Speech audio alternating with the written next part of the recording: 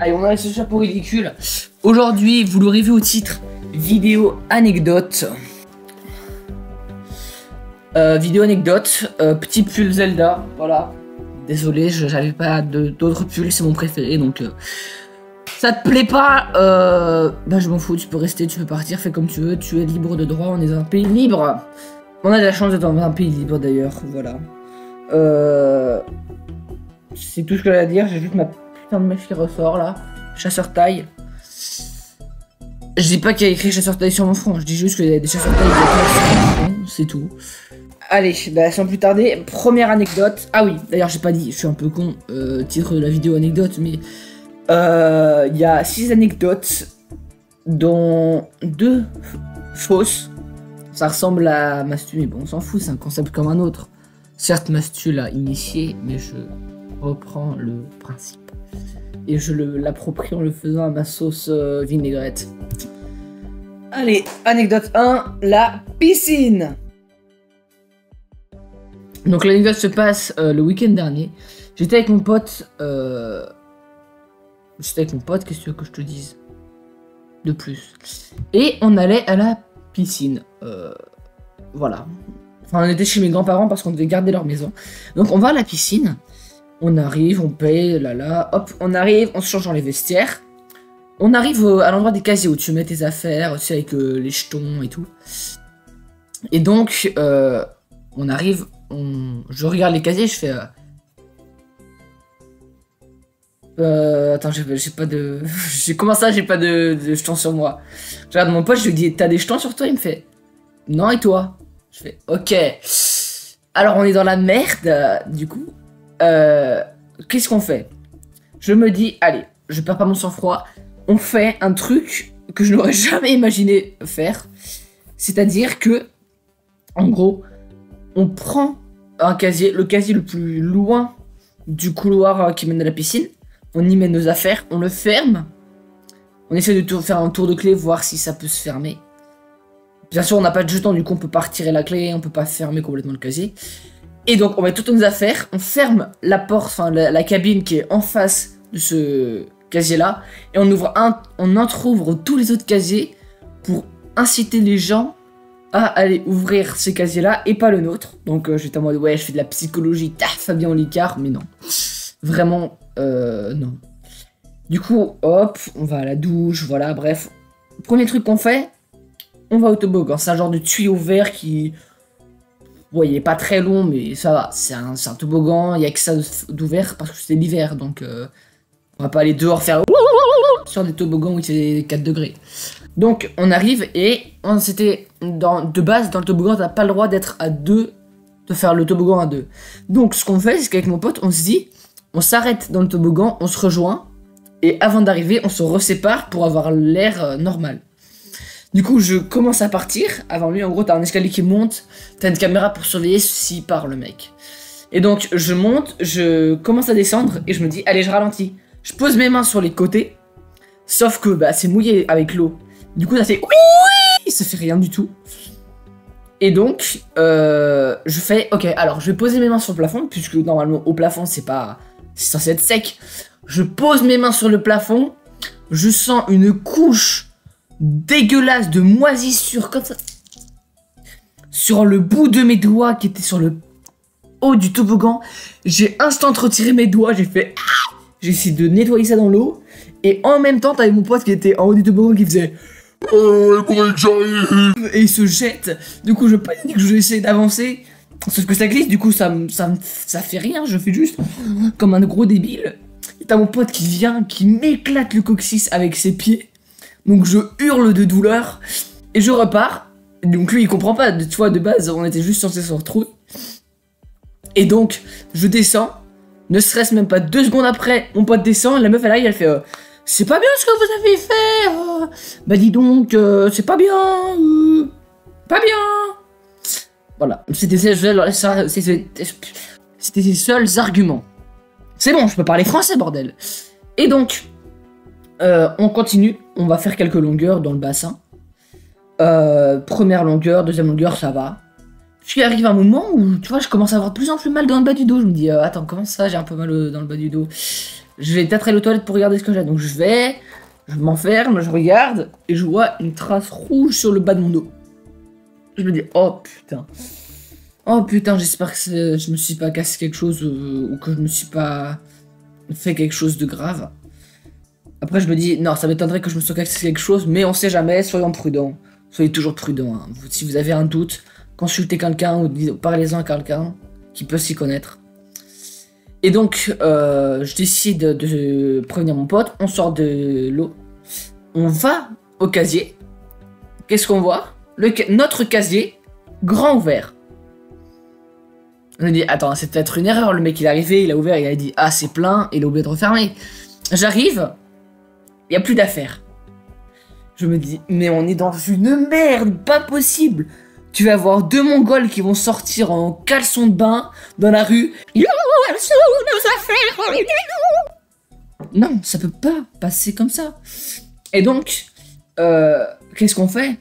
On va voir un maître nageur, on lui explique la situation. Il fait ok, je vais prévenir un de mes collègues. Donc il sort, il va de l'autre côté. Enfin, toi t'avais une barrière qui séparait l'accueil de la piscine. Donc on le voit, il parle, il dit ouais, ils ont perdu leurs affaires. Est-ce que tu aurais vu un sac? Il fait ouais, j'ai vu un sac et tout. Je lui dis oh bah super, on va pouvoir récupérer nos affaires. Et il enchaîne sur mais il était dans un casier sans jetons. Du coup on les a récupérés. Donc je lui explique qu'on n'avait pas de jetons, qu'on avait déjà payé les entrées, donc ça servait à rien qu'on paye et qu'on ressorte pour aller chercher un jeton. Du coup il a fait ok, il nous les a rendus et il nous a dit par contre la prochaine fois vous faites pas ça. Donc voilà, c'est la fin de l'anecdote. Et au final oui, j'ai rien eu de grave, c'était juste un gros hématome dans le bas du dos. La deuxième anecdote est très sympa, je l'apprécie fort. C'est les missions, c'est ce qu'on appelait des missions dans le collège. Donc on faisait ça en troisième, fin quatrième, troisième. Et donc le principe c'était d'aller dans les couloirs du collège pendant le temps de midi, alors qu'on n'avait pas le droit. Donc on monte, t'as 3 étages dans mon collège et t'as 2 escaliers de chaque côté. Donc la dernière fois on l'a fait, je vais vous raconter parce que je ne vais pas tout vous raconter sinon on en a pour longtemps. Donc la dernière fois qu'on y va, non c'était juste parce que c'était il y a 2 ans, je suis en première. Bref, on s'en fout, je raconte juste une anecdote d'il y a 2 ans, mais bon. Du coup on y va, on monte dans les couloirs et tout. Et notre strat c'était de se cacher d'un côté dans un des escaliers et de regarder s'il n'y avait pas des profs ou des surveillants qui montaient. Et les CPE plusieurs fois on arrivait à s'enfuir sans qu'ils nous prennent, donc ça les énervait et tout. Et cette fois-là, ils avaient demandé à la préfète du collège, enfin de 6e, 5e, 4e, ils avaient demandé à un prof, enfin ils avaient demandé à 2 profs, et il y avait un CPE. Donc ils étaient 4 pour 6 élèves, tous des 3e. Donc on monte et tout, on arrive au dernier étage. Et du coup, là, on se dit, attends, il y a un prof qui arrive par en dessous. Donc on va peut-être sprinter de l'autre côté. Sauf qu'on monte et on voit 2 autres profs arriver comme ça face à nous. Donc moi et mon pote, on rentre dans une classe, on se cache. T'as 2 CPE, enfin les 2 profs, ils étaient arrivés comme ça pour les prendre. T'as les 2 autres profs qui étaient arrivés. Donc ils étaient pris en sandwich, ils pouvaient littéralement rien faire. Donc on les voit, ils sont là, hop, 2 heures de colle. On est là, ok, on a échappé à ça, tant mieux. Pfiou. Nice. On sort. Ils étaient toujours là. Les profs avaient juste fait et avaient attendu en faisant genre ils étaient partis pour nous piéger. Et c'est dire que franchement ils ont dû chercher longtemps hein, pour trouver des pièges comme ça. Donc voilà, elle était courte, mais elle était intense. On dirait que je parle d'autre chose, mais on s'en fout. Anecdote suivante. Donc j'étais avec mon cousin. C'était il y a 1 an, littéralement 1 an. Pendant ces vacances-là, c'était la deuxième semaine des vacances de la Toussaint. Donc on fêtait Halloween. On a à peu près le même âge, on a juste 6 mois de différence. Donc voilà, c'est pas mon petit cousin, c'est pas mon grand cousin, on a à peu près les mêmes délires. C'est important pour la suite. Hein. Et donc, on va voir des gens, tous plus ou moins différents. T'en as qui sont là, hop, des bonbons, au revoir. T'en as qui sont là, oh, Micheline, il y a des enfants avec des bonbons, vous voulez toucher les... Non, ils ont pas dit ça, mais... Voilà, on serait resté plus longtemps, ça se serait passé autrement. Et t'en as d'autres qui sont là, allez hop, prends tes bonbons, dégage, tu me casses les pieds. Donc voilà. Et sur le chemin du retour, enfin à l'aller, on était passé devant une maison qui était un peu zarbe, genre... T'avais une voiture, la maison elle était un peu entrouverte, c'était allumé, mais la voiture était ouverte, les quatre portes, le coffre, le capot. Ok, on est en mode, ouais, ok, d'accord, ils ont une galère avec leur voiture et tout. Et pour délirer, on est en mode avec mon cousin, ouais, imagine, tu voles la voiture et tu te casses avec. Et donc, hop, on continue. On rentre, et là, c'est vraiment perturbant. C'est-à-dire que t'as le garage qui est ouvert, et tu vois, t'as les décorations d'Halloween et tout. Mais il faisait bien nuit, genre minuit et tout, il y avait plus grand monde dans les rues. Donc t'as un genre de petit, je sais pas, de mannequin avec une tête rotative et des lumières sur les yeux qui rigolent. Mais tu vois, c'était pas rassurant, tu vois, t'es en mode avec des délires un peu... Surtout que pendant tout le trajet, on était avec des délires en mode, imagine, t'as un mec, il arrive, il te poignarde, je sais pas. Ouais, on a des délires bizarres, posez pas de questions. Et donc, on continue. Voilà, enfin, on regarde la maison, on se dit, c'est bizarre. Et tu vois, la voiture, elle est pas comme avant, tu vois, genre, là, t'as les portes qui sont fermées, t'as des gens dans la voiture, mais ils bougent pas. Tu sais, t'as les lumières au plafond, quand tes parents, enfin, quand tu les allumes, tes parents, ils meurent. Non, c'est une blague, croyez pas que vous allez allumer les lumières et que vos parents vont mourir, mais ils sont là. Tu éteins ça pour ta mère. Tu éteins ou je te pète ta gueule. Donc, tu vois, t'as ces lumières-là qui sont allumées. Mais dedans, t'as des enfants, mais qui bougent pas. Littéralement, ils sont comme ça sur leurs iPads. Mais ils bougent pas, genre même pas des... Ou des trucs avec l'iPad, rien. Donc je suis en mode, attends, c'est un peu creepy et tout. On continue, on passe notre chemin, on se dit, attends. Mec, délire d'Halloween, vas-y. On va voir. Donc on s'approche. Mec, plus on s'approchait, plus on se disait, il y a un truc qui cloche. Les enfants ne bougeaient pas. T'avais les parents qui chargeaient la voiture, mais en tout, on n'était pas en mode... Non, on était juste à, je sais pas, 10-20 mètres. Alors que quand on passait, on était à 50 mètres. Et on les voit pas bouger, c'est flippant, on se dit, putain, qu'est-ce qui se passe? T'as la mère qui arrive avec une valise. Déjà, la valise, elle est énorme. Elle a l'air super lourde. Je sais pas, j'ai l'impression qu'il y a un truc qui est dedans parce que genre, t'as le toit de la valise, enfin la coque de la valise, et en dessous, ça se bombe un peu, comme si t'avais quelque chose de lourd qui était appuyé dessus. Et j'ai l'impression qu'elle va craquer la valise. Je la vois, la mère, elle prend, elle jette dans le coffre. Je suis en mode, ok, d'accord, prends soin de tes affaires quand même, meuf. Bref. Et on s'approche, et en fait, tu vois, je me décale un peu comme ça, toujours à 10-20 mètres. Je me décale. Et je vois les enfants, ils sont comme ça. Je suis en mode, putain, mais qu'est-ce qui se passe? Ils les ont drogués parce qu'ils sont pas calmes. Et mon cousin, il me fait remarquer que les enfants sont un peu luisants. Et je me dis, attends, quoi? Luisants? Tu vois, genre, je suis en mode, attends. Je sors mon téléphone, je zoome un peu. Ouais, vraiment, la scène, ça ressemblait à... Non, je ne prenais pas une photo de vos enfants, je regardais s'ils étaient vivants. Ils ont pas l'air vivants, excusez-moi. Et du coup, voilà, c'était un peu bizarre. Et donc, je zoome avec mon téléphone. La qualité est hachée. Donc, je me dis, ok, tant pis. Mon cousin s'approche encore un peu. Et il remarque qu'en fait, c'était des genres de mannequins. Voilà, tu te dis, what the fuck. T'as des putains de mannequins. Enfin, t'as des parents qui ont mis des mannequins à la place de leurs enfants. Alors peut-être que c'était dans un délire Halloween, je sais pas quoi. Mais c'était bien creepy, on est parti plutôt rapidement. Donc voilà, c'était pas rassurant du tout. Vraiment, je me suis chié dessus à ce moment-là. La troisième anecdote, quatrième.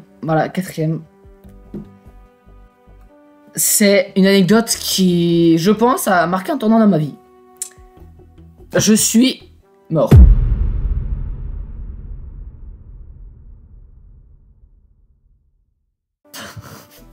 Qu'est-ce que je raconte? Je suis tout simplement vivant, ouais, en ce moment. Mais à ce moment-là, je n'avais pas l'impression de l'être. Donc, en gros, j'étais avec mon pote, un de mes anciens potes, on rentrait. Il m'avait raccompagné jusqu'à chez moi. Tu vois, t'as genre une grosse route qui passe comme ça devant chez moi. Et t'as la rue où j'habite. Donc moi, je traverse, mais la route qui passe devant ma rue, c'est vraiment une route bien passante, un peu dangereuse limite. Et donc, il fait un peu nuit, il pleut. Tu vois le truc venir, hein. Et t'avais deux voitures qui étaient comme ça de part et d'autre. Enfin, tu vois, t'avais un gros embouteillage. Et du coup, t'avais des voitures qui étaient de part et d'autre du passage piéton. Donc je me dis, allez, j'avance. Y'a personne. Et j'entends quelqu'un arriver. Je me dis, ok, j'ai le temps de passer. J'accélère. Mais la voiture aussi a accéléré. Et elle me fauche ma trottinette. On était en trottinette, tous les deux.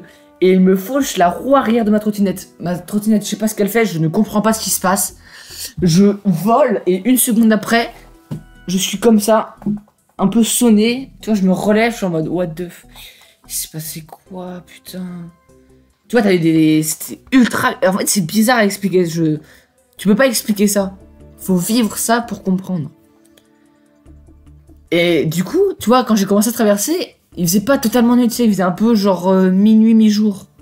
Et quand je me suis relevé et que j'ai réouvert les yeux, il faisait bien nuit. Je me suis dit, attends, je suis resté combien de temps comme ça? 15 minutes, 20 minutes, 2 secondes.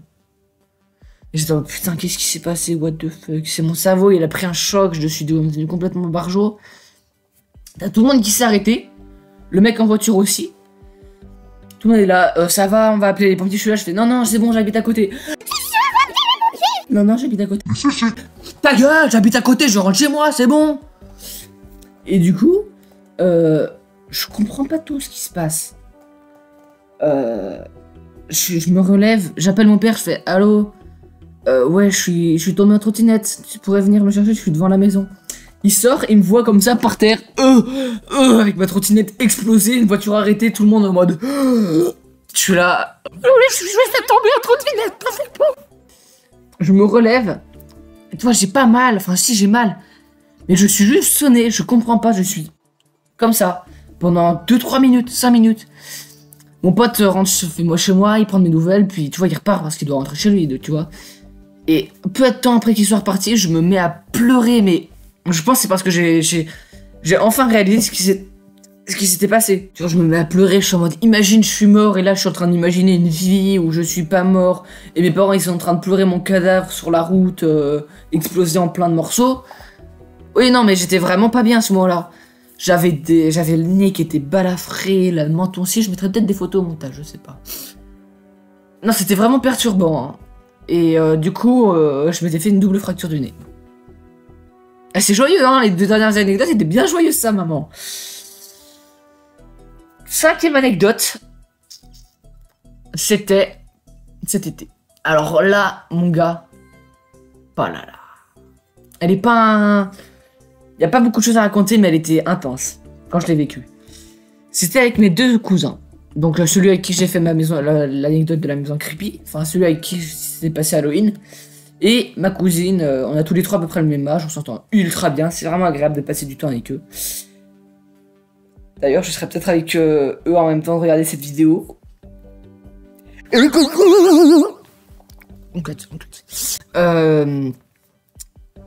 du coup, en gros, on avait comme délire de filer les parents. C'est quoi une filée? C'est faire une filature, c'est-à-dire, en gros, t'as un groupe de personnes ou une personne qui s'en va. Vous avez peut-être vu ça dans les films américains avec des voitures, mais nous on le fait à pied. Et donc, en gros, le but c'est de les suivre sans se faire repérer le plus longtemps possible, voire même jusqu'à ce qu'on rentre. Donc, on les suit comme ça et tout. Et au tout début, on se cache, on se dit, ok, ils peuvent soit partir par là, soit partir par là. On était chez mes grands-parents. C'est, tu vois, une ville un peu genre quartier américain avec une grosse route, mais où il n'y a pas de gens qui passent. Tu vois, t'as les maisons, bah c'est des hameaux, je crois que ça s'appelle comme ça. Et donc, on est comme ça, on fait ok. Et puis, on les voit pas passer, on attend 1 ou 2 minutes. Et puis, mon cousin, il me dit, ils sont partis par là. Parce il y en a un qui était parti par là. Enfin, si je fais un dessin, ça va être très compliqué, donc je vais pas le faire. Donc, voilà, il les espionne et tout. Et donc, on se dit, ok, on trace, et on les voit pas. On se dit, ok, alors, ils ont pu partir où? Soit ils ont pu partir par là, mais là-bas, il y a des travaux. Donc, avec le chien, parce que c'est un chien, vous le savez peut-être déjà, hein, ça va être compliqué. Ou alors, ils sont partis par là. Donc, on part par là. Et on les voit à 100 mètres. Donc on se dit, ok, on a bien fait, on a fait le bon choix. Et on les repère de vue 1 ou 2 minutes après. Donc on se dit, merde. Et je prends la tête. Donc je suis là, j'avance, je me dis, ils ont pris une route comme ça, ils ont pas pu aller par là parce que sinon ils auraient juste pris la route comme ça. Donc ils sont forcément allés plus loin en profondeur par rapport à notre maison. Enfin, ils se sont éloignés, ils ont pas juste longé la route. Donc je me dis, ok, on va tout le temps prendre par là. Et on les retrouve encore une fois. Donc on se dit, ah super, on les a retrouvés. Hop, on les voit et on se baisse parce qu'on a l'impression qu'ils nous ont vus. Et on est à côté d'une école primaire. Et t'as un gamin qui nous sort un... Je suis en mode, ok. Alors la filature, on laisse tomber, on va aller massacrer ces gamins. Non, j'ai pas dit ça, mais dans ma tête, je le pensais très fort. Hein. T'as un gamin qui est là qui fait... Et je suis en mode... Ferme ta gueule ou je te lance ton colline. On continue. Et on les retrouve, enfin on continue à les suivre un peu de loin. Et ils redescendent. Je me dis, oh merde, qu'est-ce qui s'est passé? Et du coup, on suit le seul chemin qu'il y a. Et ma cousine part devant. Et en gros, t'avais une route qui montait comme ça, assez abrupte, donc... Et une route qui descendait comme ça, avec une autre petite route ici. Donc on monte, on les voit pas, on se dit, ils ont pas pu aller aussi vite, sachant qu'il y a mes grands-parents qui sont un peu... lents, désolé, hein, mais c'est le cas. Et du coup, on se dit, ok, on va redescendre, et il y a des gamins qui passent en vélo, on leur dit, est-ce que vous avez vu un groupe d'adultes? Enfin, un groupe avec un chien, ils nous disent non. Donc on se dit, ils peuvent pas être allés par là. Donc on part dans l'autre côté de la route. Ma cousine part devant et elle les retrouve au-dessus d'un petit pont. Ça devait faire peut-être 1 heure qu'on les a filés. Et donc s'ensuit un long chemin, tu sais, un peu avec des roseaux, un long chemin en bois au-dessus d'un lac, avec des roseaux de tous les côtés. Donc c'est-à-dire qu'on peut pas se cacher s'ils se retournent. Donc on se dit, ok, on va y aller tout doucement. On descend, il y a un tout petit, genre, il doit y avoir 1 ou 2 mètres de terre de chaque côté de la route. Et ils s'éloignent de plus en plus. On se dit, ah, faut pas les perdre, parce que là, s'ils prennent le bac c'est une sorte de gros bateau dans lequel il y a des voitures qui montent, et les passagers aussi peuvent monter. On passe, et on les voit au bac, on voit qu'ils vont prendre le bac. Du coup, on se dit, ok. Donc, qu'on arrive à monter sans qu'ils nous repèrent, sachant que t'as qu'un seul endroit où il y a les passagers qui sont autorisés, les passagers à pied. Donc, on se dit, ok. Et on voit mon oncle, donc le père de mon cousin, qui filme comme ça. Pour une vidéo Instagram, pour dire, ouais, on prend le bac, c'est sympa et tout. Et moi, je suis persuadé qu'il nous a vu sur sa vidéo. Je vous mettrai peut-être un extrait, je sais pas, faudrait que je demande à ma famille s'ils sont ok pour que je mette leur tête. Sinon, je les flouterai.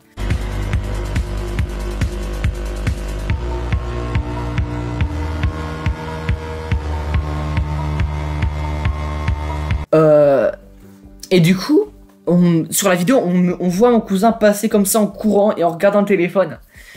On arrive à monter, et au moment où on monte, il y a ma mère qui se retourne, qui nous voit, je suis en mode merde. Oh merde. Et elle se retourne, elle fait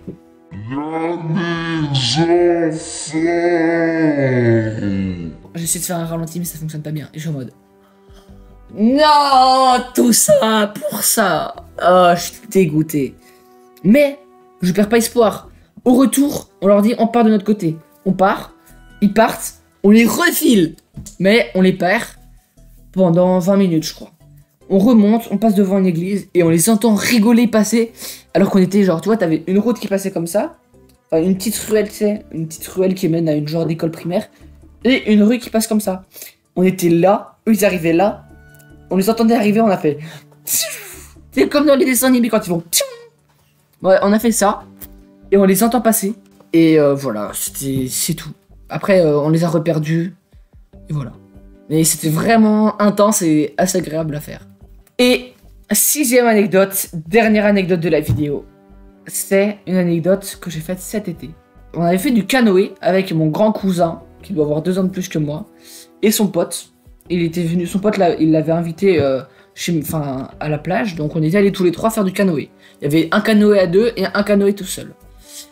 Et donc on commence par le canoë à 2, donc moi devant, son pote derrière, et Alexandre, oui il s'appelle Alexandre, désolé, je vais dire les noms, ça sera plus simple, mais Alexandre, Paul et moi. Du coup, on commence, on passe, tu vois, t'as une genre de grosse pointe de roche comme ça. Donc on décide de faire le tour et d'arriver sur la plage de l'autre côté.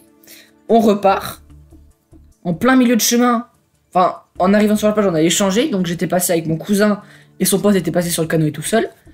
On continue, et en plein milieu de mer, on se dit, hey, est-ce que ça serait pas une bonne idée d'échanger les canoës en plein milieu de la mer avec Vlad du courant et de l'eau bien froide? Donc je saute à l'eau, son pote saute à l'eau, on monte, j'essaie de monter, je galère, je fais basculer le canoë, je remonte dessus, je fais hop, le canoë rebascule avec moi dessus, et du coup c'est un peu galère, j'arrive finalement à monter dessus, j'avance, et le canoë tout seul c'est beaucoup plus bancal que à deux, parce que déjà t'es plus léger, et puis le canoë il est plus fin, il est moins long et tout. À un moment je suis là, je fais où je vais tomber? Je fais yo, je tombe, c'est catastrophique.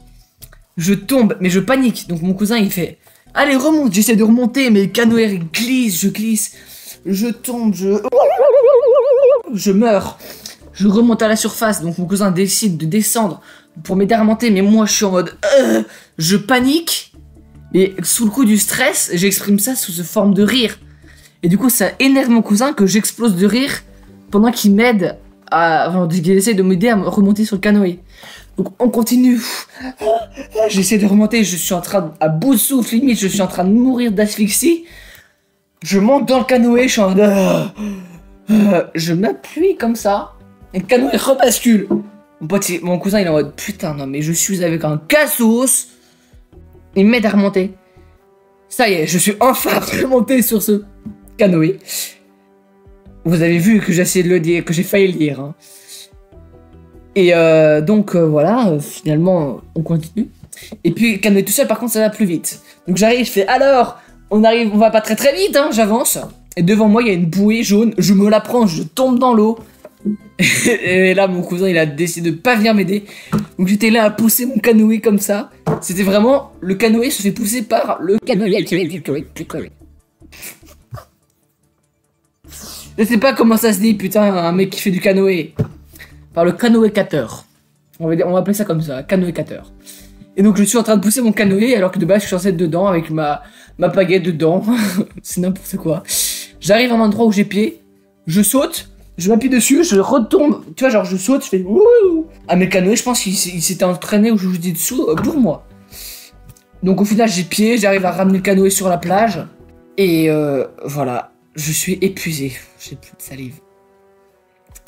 Bon, il est temps de vous dire quelle anecdote était la fausse, enfin quelles anecdotes étaient les fausses. Mais d'abord, n'oubliez pas de vous abonner, de liker. Abonnez-vous, likez. Donc les anecdotes fausses, en fait elles étaient pas fausses, elles étaient romancées. Les deux anecdotes romancées, c'est-à-dire j'ai un peu inventé, c'était la piscine. Donc, ce qui s'est pas passé, c'est les affaires qu'on a perdues. Et dans le toboggan, c'est lui qui m'avait attendu et pas moi qui l'avais attendu. Donc voilà, tout s'était bien passé sinon. Et l'autre, c'était, je pense vous l'aviez peut-être celle-ci.